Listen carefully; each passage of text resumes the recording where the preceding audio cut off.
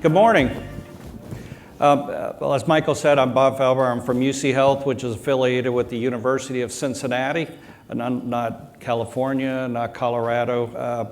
I've been there 3.5 years. I came back to UC. I had spent 6 years in the Middle East building some new buildings and facilities over there, and quite a bit of lessons learned and more stories, if you can imagine, doing that type of work. And what I'm about to share with you today is both academic interest of mine in pursuing a doctoral degree that I've completed, but also putting those ideas into practice. So when you look at, from an academic standpoint of projects, the first key is if you're going to look at researching something, is there an issue there to begin with? So when you look at healthcare construction projects, a recent report by the Census Bureau in the U.S. said there's $500 billion worth of construction in healthcare spent annually. Another report that came out just recently of healthcare executives said of all our healthcare construction projects, 40% of those have some issues in relationship to schedule and or budget. So in addition to all, that's 500 billion just in the US, multiply that by what's going on worldwide in healthcare. So there's an issue. So why is there an issue? If you look at just the model of what we do of healthcare construction, try to apply that to any other industry. So we bring in teams that have never worked maybe in that configuration together to do one-offs of these complicated structures that are supposed to last with all this technology for 40 to 50 years. Apply that to, I don't know, build a new car where every individual builds a new one, or doing insurance policies for businesses that are one-offs and not. It's just an absurd model. So on top of that, I was in the Middle East, the top project. When you looked at that project, the exterior design was from Cesar Pelé, who iconic architect who passed away this past year. But the Pelé firm does not do construction documents. So you had an architectural firm from the US, you had engineering firms from London who were not designing to British standards, but to NFPA because the organization wanted to join Commission American standards. You had a Spanish contractor who had never built in the Middle East, so I did a joint venture with an Egyptian construction firm, and their project team and engineers came out of Egypt and India, and their workers came out of Pakistan and Bangladesh. And it was a hospital being built by Qatar Foundation, which was chaired by Sheikh Moza, who was the Emir's wife, no pressure there. And it was procured through Qatar Petroleum because they didn't have processes in place to do procurement of this size. And they had a project team, which I was part of, that was there to help put together the clinical planning and operational planning for the facility.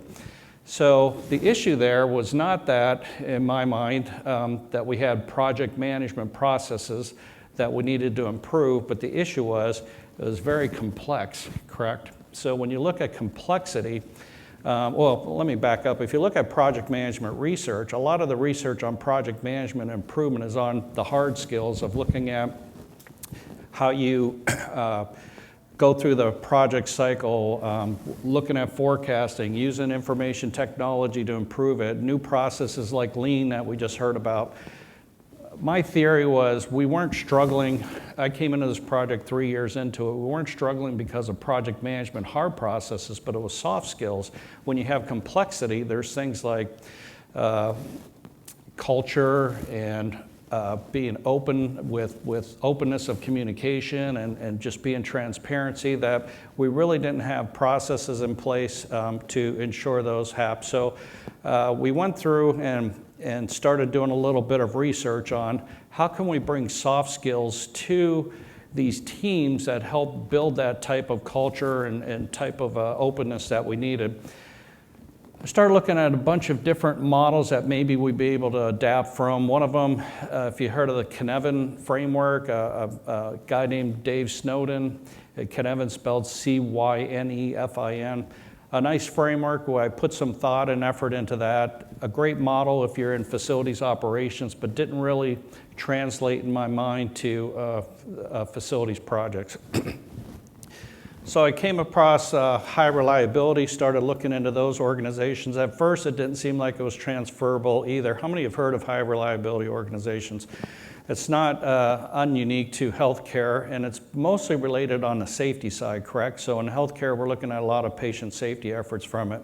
But when you look at high reliability, the initial research was on organizations that the researchers identified as being very high risk and complex systems, yet they have a pretty low rate of failure. So what do they do unique? And these initial researchers looked into the organizational structures of those organizations and how they are set up and their sense of mission and their culture and all that, and then redundancies and equipment. So on the project side, well, how would that even, when you think about a flow into that? So there's two things you have to look at pragmatically on HROs. Number one, that these new buildings, these large buildings, are very complex. And I think we heard over the last 2 days that it's a complex undertaking of building a new hospital, from the technology, from bringing these teams together and everything else. So instead of complex systems, it's complex processes. And number two, when you look at project management from US, the analogy is more project management as tools, and it's looked at from that type of framework. If you look at in Europe, they look at projects more as temporary organizations. So it's a different mind shift where you're bringing people, they're seconded from different organizations into what you're really creating as a new organization, a temporary organization, but an organization that has to work together, has to come up with their own behavioral, how they're going to act together, how they're going to communicate together. And if you look at it from that standpoint, projects of any length of time really do meet the definition of being an organization in and of itself. So then I looked into further. There was a professor, Carl Wick, out of University of Michigan, had some research in Sensemaking from the 1970s. So at the time, organizational research was more on decision-making processes. He came and said, before you get to the decision-making, let's see how organizations come together, the stories they tell themselves of who they are, how they organize, how they treat each other, and before we get to the decision-making process. And he had some seminal work in sense-making. So he and Kathleen Sutcliffe, another professor at Michigan, started researching HROs. They were later to the game of that, but instead of looking at how they were organized and structured, they came at it from a model of how they actively think and perform that makes them successful and not having these errors and being more resourceful. So the key in my mind was when we looked at where they said these organizations had the ability to collectively think and perform differently, yet not uniquely from other organizations. So when I started thinking about that, I said it is more applicable than just looking at safety within organizations. One of the things they said is the key is that they're able to act more mindful than other organizations. So I think it's important to take a quick time out and define mindfulness. Over the last 10 years, you might have heard there's a lot it's back in vogue of being mindful. That comes from the Eastern philosophy through Buddhism and Zen. Meditation, you've all heard of that. It's been around for 1,000 years. When they're talking about mindfulness, they're talking more from the Western philosophy that comes out of cognitive psychology from the 1960s. Started with a researcher named Ellen Langer. Well, they're not talking about mindfulness from meditation, but really the act of being able to see past your own biases and your own experience and really take a deeper or a higher level look of what's going on. And one of the key things that they're trying to fight is what they call mindlessness. So I want to, if you all can take this quick quiz for me. We're going to, whether you can write it, do it in your head or write the numbers down, we're going to total the numbers up at the end, and then think of a last name and I'll tell you what it is at the end. No, that's last night. So if you take this quick quiz, number one is if you feel it's not at all. Number two, to some extent. Number three, a great deal. On your healthcare, in your organization or on your project. So number one, exceptions rarely arise on large healthcare construction projects. Number two, the same kinds of situations and problems are encountered on most projects. Three, on large healthcare construction projects, people tend to have trouble getting all the information they need to do their work. We're often working under severe project pressure of time, costs, resources, other constraints. Sometimes these pressures often lead people to cut corners. People have little discretion to resolve unexpected problems as they arise, meaning frontline workers on up. And finally, many of the people on large healthcare construction projects lack training or expertise to act upon or manage unexpected problems as they arise. So add those numbers up if you are following along. So anyone that has 16 or above as your total, that shows that your organization or your processes show you're vulnerable to mindlessness on your projects. If you're between 10 and 16, you have a moderate vulnerability. And if you have below 10, that means you have a low vulnerability. So when you look at mindlessness, it's not unusual that you would score high if you have some expertise in the area. So they're based on cognitive biases. What you're doing is you're blinded by new ways of looking at things based on your past experience. So when you think of driving a car, looks like most of us have been driving for quite some time. Have you ever been in your car, you're driving somewhere, you're thinking about work or thinking about home or thinking about why did I buy Bengals seasons tickets again and when am I going to learn? Whatever but you get to where you're going and you really can't tell much about the path where you got there, correct? You were kind of, it was like you're on autopilot. You weren't really paying that much attention to where you were going. But if I asked you the first time you drove a car, whether it was 30, 40 years ago, what kind of car was it? Who were you with? What path did you take? You'd probably be able to give pretty good details about that, right? Because it was very mindful in the moment, so it was new to you.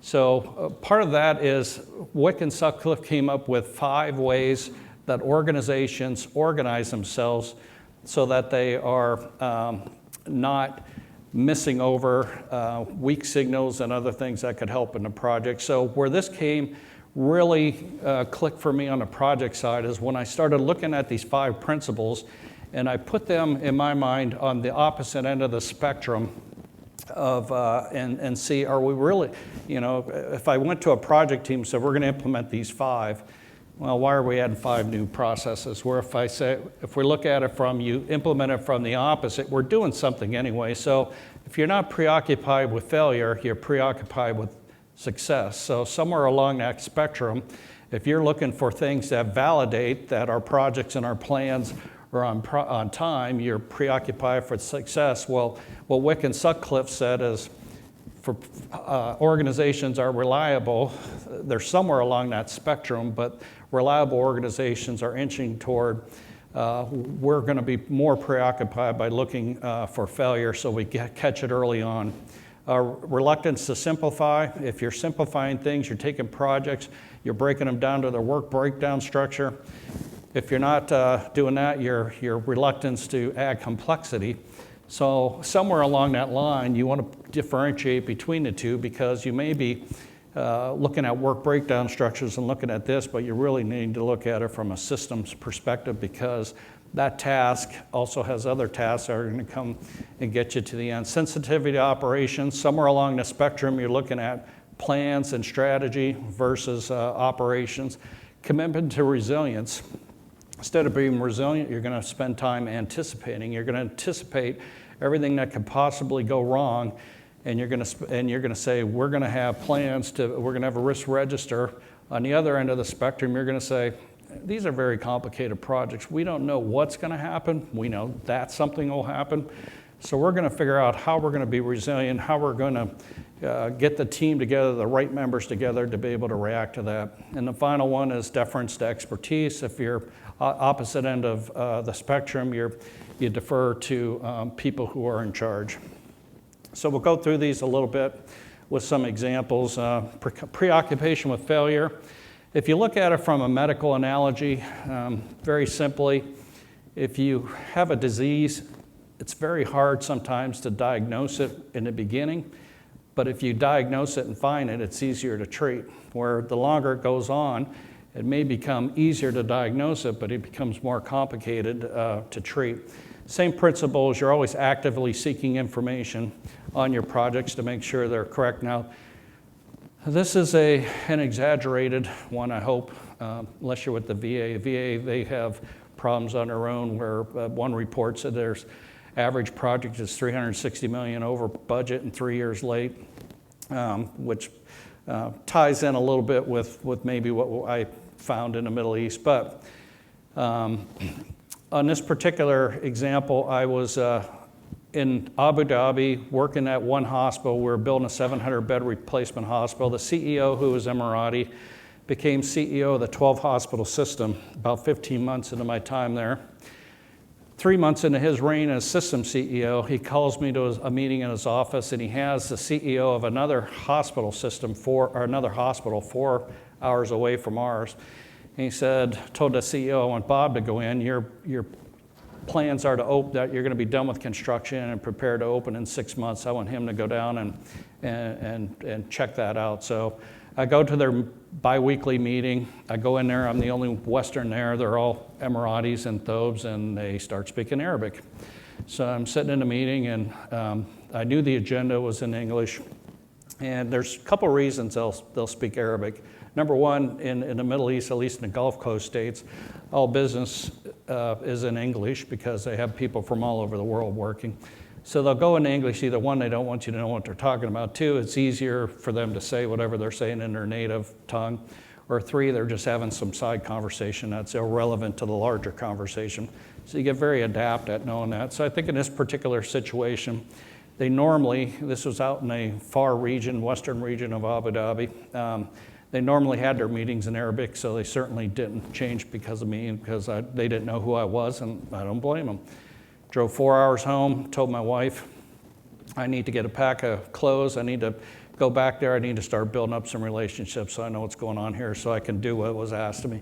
Came back, spent the week there, started talking to people, getting to know them a little bit, and then finally I got onto one particular person, and this individual for the first half hour was being very careful, very guarded, and then I was tugging a little bit on some questions, and then I was like a counselor, just here's all things that could go wrong to them, and just kind of threw them on me. And then I was able to then take that, go back, make a list, go back to the CEO and others and say, here's the risks we have and how can we do that. By the time we had the next meeting 2 weeks later, then they were speaking in English and I was a friend and blah, blah, blah, and we opened it successfully. So it's really being able to go down and find out what's going on. Reluctance to simplify. This is really avoiding making assumptions is probably the biggest one. Sticking with the medical analogy, anesthesiologists, there was a study.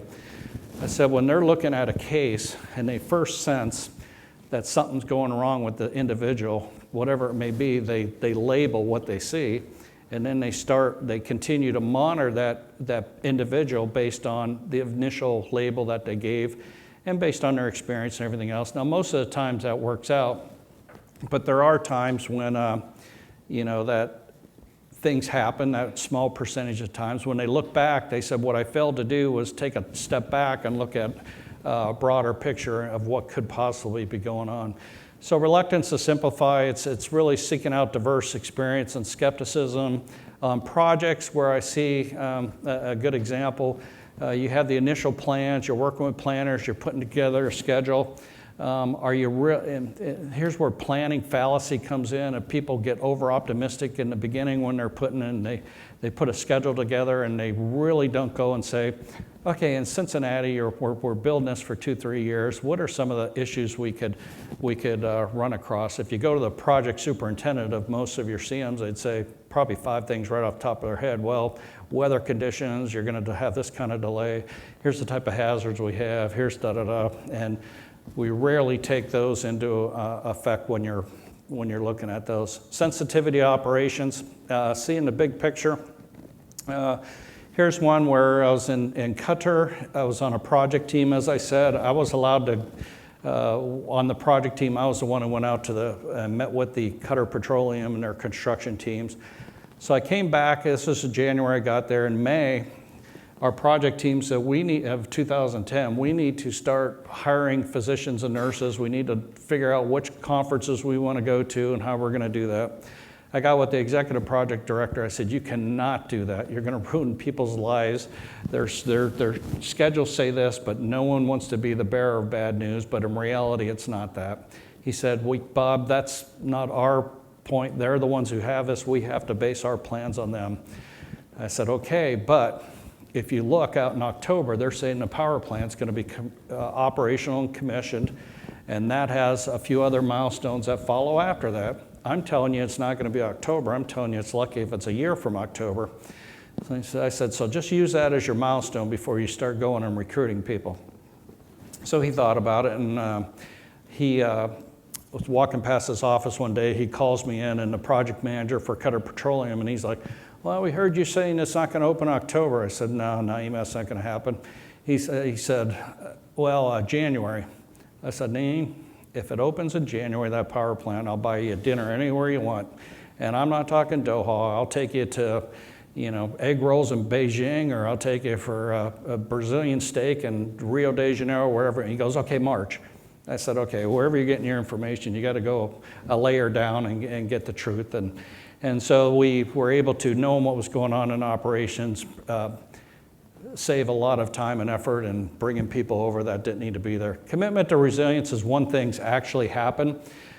We heard yesterday in the afternoon session, one of the individuals stood up and say, hospitals have two speeds, slow and slower. So this is really being able to come and figure out and being able to make things correct once you start having issues. And deference to expertise is along the same lines of knowing which members are really there on the ground and really have the expertise to help you work through that. Now this one, interestingly enough, in the Middle East, you did have workers when things happen, they were able to, amongst themselves, their teams figure out, okay, well, we need to shut this down, you need to do this. And when you ask them, what's the process you're following? They couldn't articulate that, so they were able to informally come together and figure out how to keep things moving. So that was the why. So the question on the academic side is, should initiatives for enhancing management of large hospitals be focused not only on project management tools and techniques like lean and everything that's coming out lately, but also soft skills? So show of hands of who would agree. Absolutely. So this is a very simple chart that took years to put together. The before was the why, this was the how.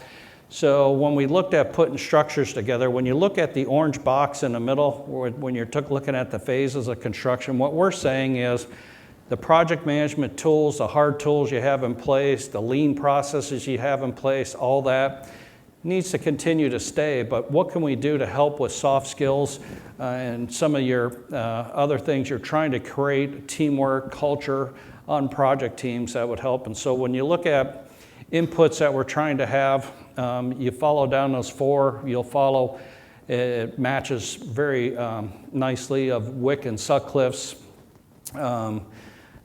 mindfulness, scrutinize small issues and failures is related to preoccupation with failure. Culture, which supports openness, is reluctance to simplify. Seeing what's actually being done is operational. So those are inputs. Then we created these various things that we put in place during the projects themselves. In the beginning, we do a project charter.